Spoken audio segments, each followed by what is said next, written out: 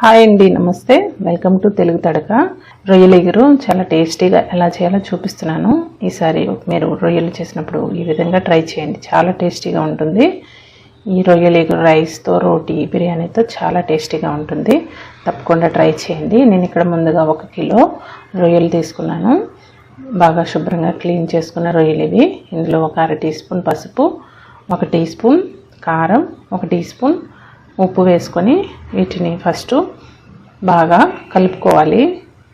ప్రతి ఒక్క రొయ్యకి ఈ ఉప్పు కారం అనేది పట్టినట్టు బాగా కలుపుకోండి. ఇలా కలుపుకున్న రొయ్యల్ని పక్కన పెట్టుకోవాలి. ఈ రొయ్యల ఎగురు కోసం మంచి మసాలా ప్రిపేర్ చేసుకుందాం. దీనికోసం కడాయిలో 1 టేబుల్ స్పూన్ ధనియాలు, 1 టీ స్పూన్ జీలకర్ర, 1 టీ స్పూన్ మిరియాలు, ఒక 3-4 యాలకులు, ఒక 3-4 లవంగాలు, దాల్చిన చెక్క, చిన్నవి 2 ముక్కలు, ఎండుమిరపకాయలు, ఒక 3-4 ఎండుమిరపకాయలు వేసుకొని దోరగా వేయించుకోవాలి లో ఫ్లేమ్లో. ఈ మసాలాలు మాడిపోకుండా లో ఫ్లేమ్లో వేయించుకోవాలి. వేయించుకొని వీటిని చల్లారిన తర్వాత మిక్సీ జార్లో వేసుకొని మెత్తగా పౌడర్ చేసుకోవాలి.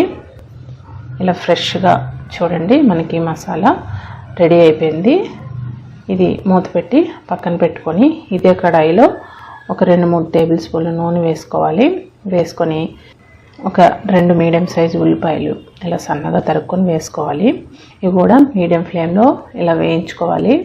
వేయించుకున్నాక ఇప్పుడు మీ కారానికి తగినట్లు పచ్చిమిరపకాయలు, ఇలా సన్నగా తరుక్కున్న పచ్చిమిరపకాయలు, తర్వాత కరివేపాకు వేసుకొని మీడియం ఫ్లేమ్లో వేయించుకోవాలి. చూడండి, ఉల్లిపాయలు అనేవి ఇలా ఈ కలర్ లైట్గా పింక్ కలర్ వచ్చాయి కదా, ఈ కలర్ అయినంత వరకు వేయించుకోవాలి. ఇప్పుడు ఇందులో ఒక 2 టీ స్పూన్లు ఫ్రెష్గా దంచుకున్న అల్లం వెల్లుల్లి పేస్ట్ వేసుకుందాం. ఇలా ఫ్రెష్గా దంచుకొని వేసుకుంటే మనకి కూర అనేది చాలా బాగా టేస్టీగా వస్తుంది. ఇప్పుడు ఇది కూడా పచ్చి వాసన పోయేంత వరకు ఇలా వేయించుకొని ఇప్పుడు ఇందులో టమాటోలు, మీడియం సైజ్ టమాటోలు ఒక 2 ఇలా కట్ చేసుకొని సన్నగా కట్ చేసుకొని వేసుకొని ఇవి తొందరగా మగ్గడానికి ఒక 1/2 టీ స్పూన్ ఉప్పు వేసుకోవాలి. మనం ముందు రొయ్యల్లో కూడా ఉప్పు వేసాం కదా, చూసుకొని వేసుకోండి. ఈ టమాటో ముక్కలకు సరిపోయినంత ఉప్పు వేసుకొని ఒకసారి బాగా కలుపుకొని మూత పెట్టి ఒక 5-6 నిమిషాల పాటు మగ్గనివ్వాలి. చూడండి, ఇప్పుడు ఒక 5-6 నిమిషాల తర్వాత మనకి ఇక్కడ చాలా గ్రేవీగా చాలా మెత్తగా సాఫ్ట్గా అయిపోయాయి టమాటోస్. ఇప్పుడు ఇందులో మనం రొయ్యలు వేసుకోవాలి. రొయ్యలు వేసుకొని ఇలా కలుపుతూ ఒక 5-6 నిమిషాల పాటు మీడియం ఫ్లేమ్లో ఫ్రై చేసుకొని ఇప్పుడు మూత పెట్టి మగ్గించుకోవాలి. ఒక 10 నిమిషాల పాటు మగ్గించుకోవాలి మీడియం ఫ్లేమ్లో. అప్పుడప్పుడు మధ్యలో కలుపుతూ ఉండాలి, అడుగంటే ఛాన్స్ ఉంటుంది.